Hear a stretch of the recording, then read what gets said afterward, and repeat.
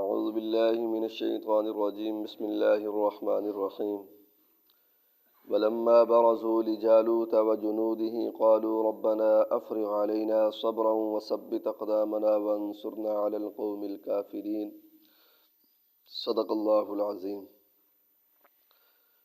ولما برزوا لجالوت وجنوده، اور جب مقابلہ ہوا جالوت اور اس کے لشکر کا، قالو، تو ایمان والے کہنے لگے، ربنا افرغ علینا صبرا، اے ہمارے رب ہم پر صبر ڈال دے، وثبت اقدامنا، اور ہمیں ثابت قدم رکھ، وانصرنا علی القوم الکافرین، اور کافروں کے خلاف ہماری مدد فرما۔ تو بھائی پیچھے آیا ہے کہ بنی اسرائیل کی 3 جماعتیں بن گئی تھیں۔ ایک تو وہ تھی جنہوں نے پانی پی لیا، پیٹ بھر گئے، وہ تو چل ہی نہیں سکے۔ دوسرے وہ جنہوں نے تھوڑا سا پانی پیا، کمزور ایمان والے تھے، وہ کہنے لگے کہ بھی ہم نہیں لڑ سکیں گے، مقابلہ نہیں کر سکیں گے، ان کی تعداد بھی زیادہ ہے۔ اور تیسرے وہ یہ تھے کہ جنہوں نے کہا تھا کہ انہم ملاقو اللہ کم من فیۃ قلیلۃ غلبت فیۃ کثیرۃ باذن اللہ، ہم اللہ تعالیٰ سے ملاقات کرنے والے ہیں، اگر لڑائی میں نہ مارے گئے تو ویسے ایک نہ ایک دن مر جائیں گے، بیماری کے ساتھ مر جائیں گے، بستر کے اوپر مر جائیں گے، اور باقی رہا جنگ اور مقابلہ جیتنا، تو بہت دفعہ ایسے ہوتا ہے کہ اللہ تعالیٰ تھوڑوں کو زیادہ کے اوپر غلبہ عطا فرما دیتے ہیں۔ اس کے کچھ واقعات آئے، پھر انہوں نے فرمایا کہ واللہ مع الصابرین، کہ اللہ صبر کرنے والوں کے ساتھ ہے۔ تو جس وقت جالوت، یعنی ادھر مسلمانوں کے جو کمانڈر تھے حضرت طالوت رحمۃ اللہ علیہ تھے، علیہ السلام نہیں کہنا چاہیے کیونکہ یہ اللہ کے نبی نہیں تھے، یہ اللہ کے ولی تھے اور ایک نبی کے امتی تھے، تو رحمۃ اللہ علیہ کہنا چاہیے تھا۔ حضرت طالوت رحمۃ اللہ علیہ کمانڈر ان چیف تھے، اور کافروں کی طرف سے یعنی عمالقہ قوم کے جو بڑے کمانڈر تھے وہ جالوت تھے۔ تو ان کا جب آپس کے اندر مقابلہ ہوا، اب یہ 313 ہیں اور وہ 1,00,000 کی فوج ہے، تو 1,00,000 اور 313 بڑا جو ہے وہ آپس کے اندر کوئی جو ہے وہ مقابلہ تو بہت بڑا ہے، لیکن آپس میں موازنہ نہیں ہے، برابری نہیں ہے۔ لیکن اللہ تعالیٰ کی ذات کے اوپر جب ایمان ہو، یقین ہو، تو اس وقت پھر تھوڑے بھی زیادہ کے اوپر غالب آ جاتے ہیں۔ جیسے کل حضرت خالد بن ولید کا بتایا تھا کہ وہ قادسیہ کی جنگ میں 60,000 تھے، اور حضرت خالد بن ولید کہہ رہے تھے صرف مجھے 60 آدمی دے دیں بس، تو 60 آدمیوں نے 60,000 کو بھگایا، مقابلہ کیا۔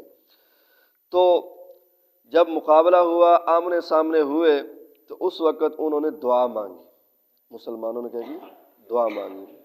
تو دعا بھائی اس کے بڑے فضائل ہیں، بڑی اہمیت ہے۔ آپ اس کی اہمیت کا اندازہ اس بات سے لگائیں کہ اللہ کے نبی صلی اللہ علیہ وسلم نے فرمایا کہ الدعاء مخ العبادہ، کہ دعا عبادت کا مغز ہے۔ جیسے بادام وغیرہ ہوں، اس کے اندر اصل چیز اندر کا مغز ہوتا ہے، اخروٹ کا اندر کا مغز ہوتا ہے، تو بادام کے اندر دعا عبادت کے اندر بھی اصل مغز جو ہے وہ اللہ کی سامنے گڑ گڑا کر رو کر دعا مانگنا ہے، اللہ سے دعا مانگے۔ جہاں ہمارے اندر اور بہت ساری کمزوری آئی ہیں، وہاں پر یہ کمزوری بھی آ گئی ہے کہ ہم مسلمان دعا نہیں مانگتے ہیں۔ اگر کوئی مانگتا بھی ہے تو دعا کے الفاظ کو پڑھتے ہیں بس، ہم مولویوں نے بھی یاد کیے ہوئے ہیں، عوام نے بھی یاد کیے ہوئے ہیں۔ جیسے ایک مانگنا ہوتا ہے عاجزی کے ساتھ، منتیں کر کر کے، ٹھیک ہے نا جی، محتاج بن کر، فقیر بن کر، اس طرح ہم دعا جو ہے بہت زیادہ کم مانگتے ہیں، اور اللہ تعالیٰ کو وہ دعا پسند ہے کہ جس کے اندر عاجزی کا زیادہ سے زیادہ اظہار کیا جائے۔ اور اللہ کے نبی صلی اللہ علیہ وسلم ہر میدان کے اندر، میدان جنگ کے اندر، اس سے پہلے دعا مانگا کرتے تھے، لڑائی سے پہلے، کیونکہ مسلمان اور کافر کی بنیادی فرق یہی ہے کہ کافر اپنی طاقت کے اوپر بھروسہ کرتا ہے، اپنی تعداد کے اوپر بھروسہ کرتا ہے، اور ایمان والا اللہ کے ساتھ تعلق اور اللہ کی مدد و نصرت کے اوپر بھروسہ کرتا ہے۔ قرآن میں بھی اللہ تعالیٰ نے دعا کے بارے میں ارشاد فرمایا کہ اجیب دعوت الداع اذا دعان، کہ جس وقت بھی تم مجھ سے دعا کرو گے میں تمہاری دعا کو قبول کرنے کے لیے بیٹھا ہوں تمہاری دعا قبول کروں گا۔ اسی طرح ادعونی استجب لکم، مجھ سے دعا مانگو میں تمہاری دعا کو کیا کروں گا؟ قبول کروں گا۔ اور جو آدمی دعا نہیں مانگتا اللہ تعالیٰ اس کے اوپر ناراض ہوتے ہیں، کیونکہ یہ گویا کہ ایک طرح سے تکبر کی علامت ہے۔ اللہ کے نبی صلی اللہ علیہ وسلم میدان بدر کے اندر گئے تو وہاں پر دعا مانگی، اتنی دعا مانگی، اتنا گڑ گڑا کر روئے کہ آپ کے کندھے مبارک کے اوپر جو چادر تھی وہ بھی نیچے سرک کر گر گئی تھی۔ اور حتیٰ کہ حضرت ابوبکر صدیق رضی اللہ تعالیٰ عنہ جو ساتھ تھے ان کو کہنا پڑا کہ اللہ کے نبی بس کریں بس کریں، اب اللہ تعالیٰ نے ہماری دعا کو قبول کر لیا ہے اور اللہ نے ہماری مدد فرمائیں گے اللہ تعالیٰ۔ اسی طرح حضرت علی رضی اللہ تعالیٰ عنہ فرماتے ہیں کہ میدان بدر کے اندر میں نے دیکھا کہ حضور علیہ الصلوۃ والسلام دعا مانگ رہے ہیں، میں دیکھ کر چلا گیا، وہاں گیا لشکر کے اندر پھرا اور چکر لگایا، چکر لگانے کے بعد دوبارہ جب واپس آیا تو پھر اللہ کے نبی دعا مانگ رہے تھے۔ چکر لگانا کوئی 2-3 منٹ کے اندر تو نہیں ہو جاتا، چکر کے اندر بڑا جو ہے وہ میدان ہوتا ہے، اس کے اندر جو ہے وہ ساتھیوں کے ساتھ ملے بھی ہوں گے، باتیں بھی کی ہوں گی۔ بتانے کا مقصد یہ ہے کہ کئی منٹ اور کئی گھنٹوں تک اللہ کے نبی نے لمبی دعائیں مانگی ہیں۔ اور میدان جہاد کے اندر تو اللہ تعالیٰ کے نبی نے دعا مانگنے کا جو ہے وہ الفاظ بھی سکھائے ہیں کہ اللہم منزل الکتاب و مجری السحاب، کہ اے کتاب کو نازل کرنے والے اللہ، اے بادلوں کو چلانے والے اللہ، اہزم الاحزاب، ان لشکروں کو یہاں سے بھگا دیجیے۔ تو اسی طرح بھئی یہ بنی اسرائیل جو حضرت طالوت رحمۃ اللہ علیہ کا لشکر تھا، انہوں نے بھی اللہ تعالیٰ سے کیا کی ہے؟ دعا مانگی ہے۔ تو یہاں یہ بھی ذہن میں رکھیں، قرآن پاک کیا کہہ رہا ہے کہ انہوں نے دعا کس سے مانگی؟ اللہ رب العزت سے دعا مانگی ہے۔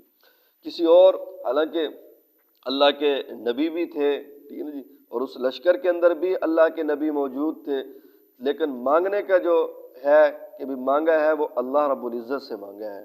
کہا ہے کہ ربنا افرغ علینا صبرا، کہ اللہ ہمارے اوپر صبر کو ڈال دیجیے۔ اور یاد رکھیں کہ صبر سب سے بڑی چیز ہے۔ نماز پڑھیں، ذکر اذکار کریں، تسبیحات کریں، دعوت و تبلیغ کریں، جہاد کریں، سب کا صبر کے ساتھ تعلق ہے، سب کے اندر صبر کرنا پڑے گا۔ اگر آدمی صبر نہیں کرے گا تو نماز بھی نہیں پڑھ سکے گا، یعنی صبر نہیں کرے گا تو جہاد نہیں کر سکے گا، صبر نہیں کرے گا تو دعوت و تبلیغ کا کام بھی نہیں کر سکے گا۔ اس لیے پیچھے اللہ تعالیٰ نے فرمایا کہ واللہ مع الصابرین، صبر کرنے والوں کے ساتھ اللہ رب العزت کی قدرت اور طاقت ہے۔ اور فرمایا وثبت اقدامنا، یہ دعا کی کہ اللہ ہمارے قدموں کو ثابت قدم رکھنا، یہ نہ ہو کہ ہم جو ہے بھاگ جائیں، ڈر جائیں۔ وانصرنا علی القوم الکافرین، اور کافروں کے خلاف ہماری مدد و نصرت فرما کہ کافر ہار جائیں اور ہمیں اللہ تعالیٰ فتح عطا فرمائے۔ باقی اس کا نتیجہ بھی اگلی آیات کے اندر آئے گا۔